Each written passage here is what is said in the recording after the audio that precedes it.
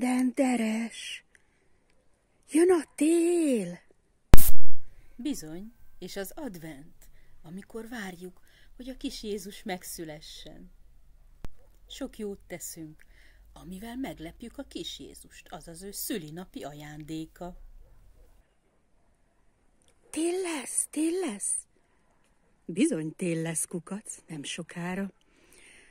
Ez a tél kezdete, amikor reggelre minden deres lesz, megfagy, de csak a széle a leveleknek, napközben aztán fölengednek, mert akkor már nincs olyan hideg, de éjszaka már -2 fok volt. Gyere, gyere, befagyott a vödörben a víz, nézzük meg! Jó, nézzük, mutasd. Itt van, befagyott a vödörben a víz. Tényleg, ez tényleg befagyott. Megfogom, és kemény. Bizony, a jég az kemény.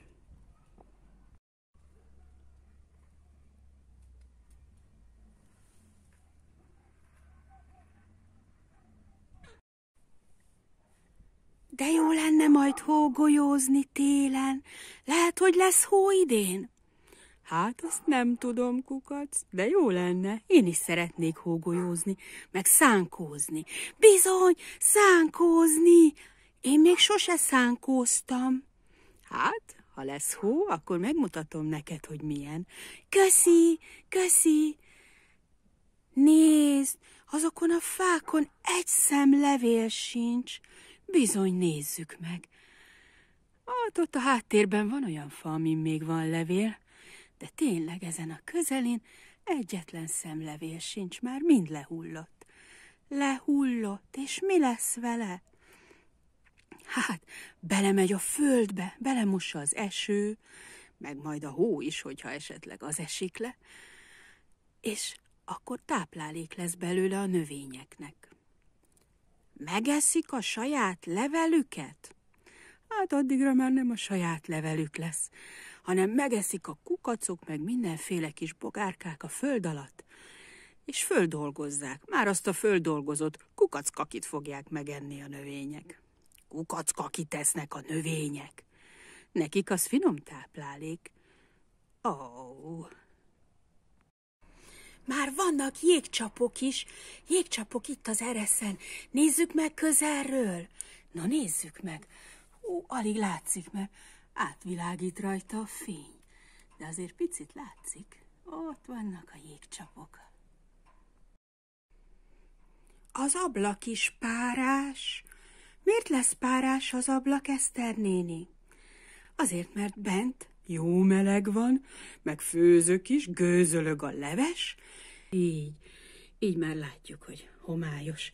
Oda kicsapódik a gőz, a pára, mert amikor hozzáér a jó meleg levegő a jó hideg ablakhoz, akkor kicsapódik belőle a víz. Az a levegő, amit beszívsz, abban van nedvesség. Amikor kifújod, akkor gyakran gőzölög a levegő, ha nagyon hideg van. Akkor egy pára felhőt fújsz ki az orrodon, vagy a szádon is, az tele van nedvességgel. És amikor hozzáér a hideghez, akkor kicsapódik a levegőből a nedvesség. Szűz Mária egyedül ül a szobájában, gondolkodik valami szép dolgon, és egyszer csak egy angyal megjelenik a szobájában, és azt mondja, hogy nem sokára kisbabád lesz, egy kisfiú, majd Jézusnak nevezd el. Ő a mennyei atya gyermeke. Mária megkérdezi, hát de hogyan lehetséges ez, nincsen még férjem? Azt mondja neki az angyal, úgy lesz, hogy a Szentlélek ereje árnyékoz be. Adventben készülünk arra, hogy Jézus megszületik. Egész évben gyakran hagytuk, hogy a gonoszság a szívünkbe férkőzzön, de most takarítsuk ki onnan. Amikor egy kisbaba megszületik, szépen kitakarítják a lakást, hogy tisztaságba vigyék haza a babát. Előkészítik a kiságyát is, ruháit, cumit, takarót, babakocsit, és sok minden mást is. Így várjuk mi is a szívünkbe Jézust. Legyen benne tisztaság, és sok-sok jó cselekedet.